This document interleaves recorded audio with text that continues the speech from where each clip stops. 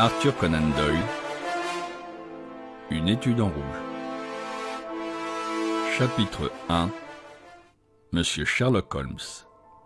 En 1878, reçu médecin à l'université de Londres, je me rendis à Netley pour suivre les cours prescrits aux chirurgiens de l'armée, et là, je complétais mes études. On me désigna ensuite comme aide-major pour le 5e régiment de fusiliers de Northumberland en garnison aux Indes. Avant que j'eusse pu le rejoindre, la seconde guerre d'Afghanistan avait éclaté. En débarquant à Bombay, j'appris que mon corps d'armée s'était engagé dans les défilés. Il avait même poussé très en avant en territoire ennemi. À l'exemple de plusieurs autres officiers dans mon cas, je partis à sa poursuite aussitôt, et je parvins sans encombre à Kandahar où il stationnait. J'entrai immédiatement en fonction. Si la campagne procura des décorations et de l'avancement à certains, à moi elle n'apporta que déboires et malheurs. On me détacha de ma brigade pour m'adjoindre au régiment de Berkshire, ainsi je participais à la bataille finale de Maiwand. Une balle m'atteignit à l'épaule. Elle me fracassa l'os et frôla l'artère sous-clavière. Je n'échappais au sanguinaire Ghazi que par le dévouement et le courage de mon ordonnance Murray. Il me jeta en travers d'un cheval de bas et put me ramener dans nos lignes. Épuisé par les souffrances et les privations, je fus dirigé avec un convoi de nombreux blessés sur l'hôpital de Peshawar. Bientôt, j'entrai en convalescence. Je me promenais déjà dans les salles et même j'allais me chauffer au soleil sous la véranda quand la fièvre entérique me terrassa. C'est le fléau de nos colonies indiennes. Des mois durant, on désespéra de moi. Enfin, je revins à la vie. Mais j'étais si faible, tellement amaigri qu'une commission médicale décida mon rapatriement immédiat.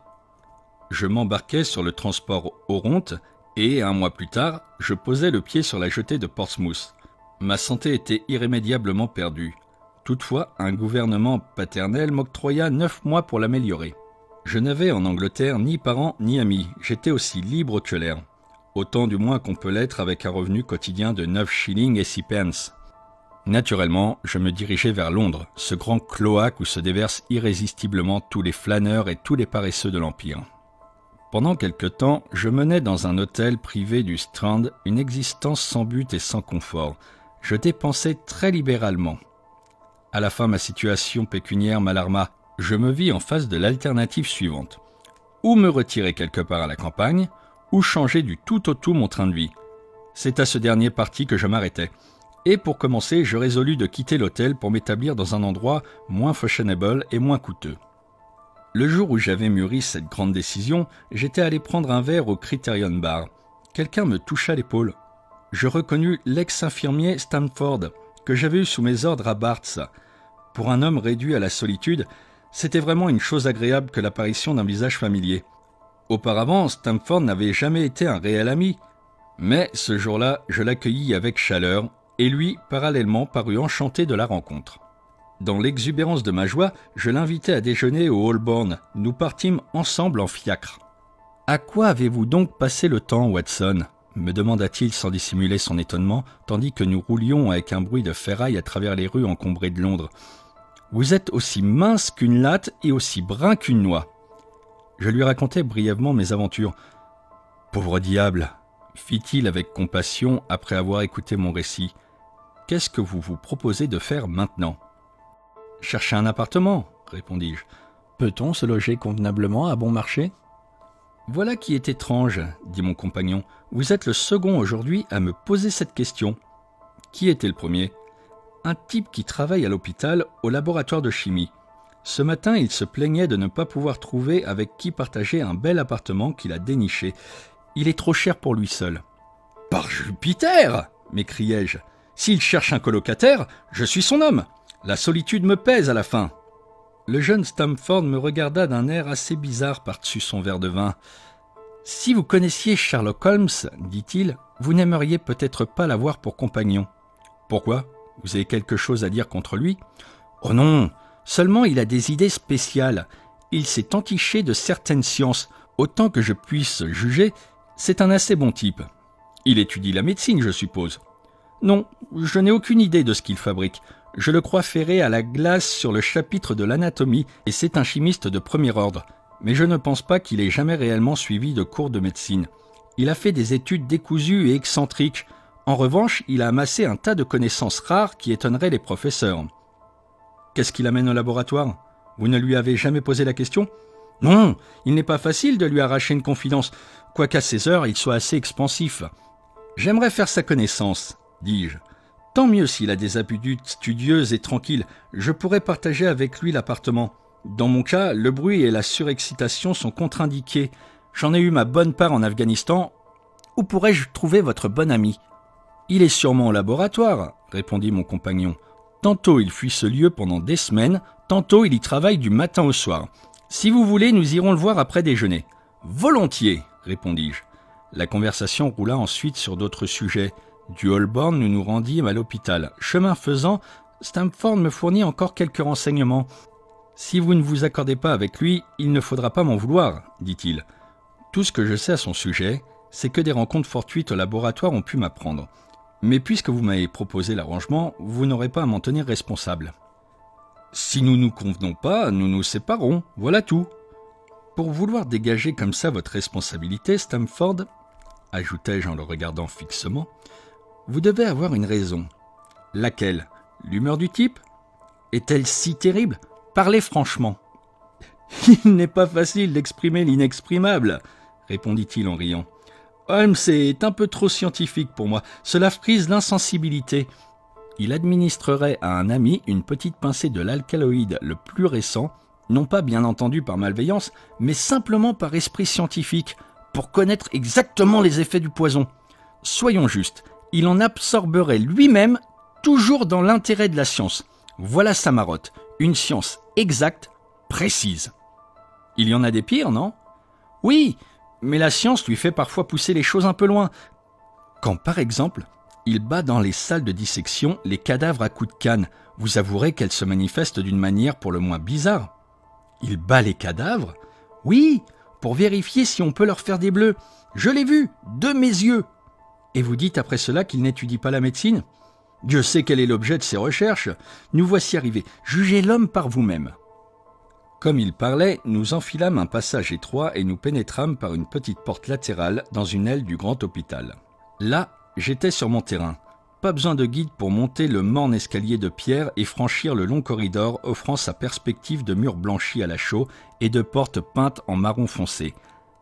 À l'extrémité du corridor, un couloir bas et voûté conduisait au laboratoire de chimie. C'était une pièce haute de plafond, encombrée d'innombrables bouteilles. Ça et là se dressaient des tables larges et peu élevées, tout hérissées de cornues, d'éprouvettes et de petites lampes benzène à flammes bleues vacillantes. La seule personne qui s'y trouvait, courbée sur une table éloignée, paraissait absorbée par son travail.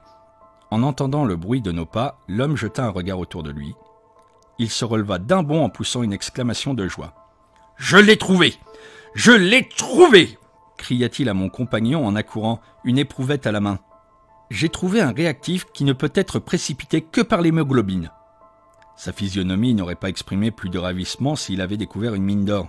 « Dr. Watson, Monsieur Sherlock Holmes, » dit Stamford en nous présentant l'un à l'autre. « Comment allez-vous » dit-il cordialement. Il me serra la main avec une vigueur dont je ne l'aurais pas cru capable. « Vous avez été en Afghanistan, à ce que je vois. »« Comment diable savez-vous » demandai-je avec étonnement. « Ah ça !» Il en rit lui-même. « La question du jour, reprit-il, c'est l'hémoglobine. Vous comprenez sans doute l'importance de ma découverte. »« Au point de vue chimique, oui, répondis-je. Mais au point de vue pratique... Mais cher monsieur, c'est la découverte médico-légale la plus utile qu'on ait faite depuis des années. Ne voyez-vous pas qu'elle nous permettra de déceler infailliblement les taches de sang? Venez par ici. » Dans son ardeur, il me prit par la manche et m'entraîna vers sa table de travail. « Prenons un peu de sang frais, dit-il. Il planta dans son doigt un long poinçon et recueillit au moyen d'une pipette le sang de la piqûre. Maintenant, j'ajoute une petite quantité de sang à 1 litre d'eau. Le mélange qui en résulte a, comme vous voyez, l'apparence de l'eau pure. La proportion du sang ne doit pas être de plus d'1 millionième. Je ne doute pas cependant d'obtenir les réactions caractéristiques. » Tout en parlant, il jeta quelques cristaux blancs, puis il versa quelques gouttes d'un liquide incolore. Aussitôt, le composé prit une teinte d'acajou sombre. En même temps, une poussière brunâtre se déposa.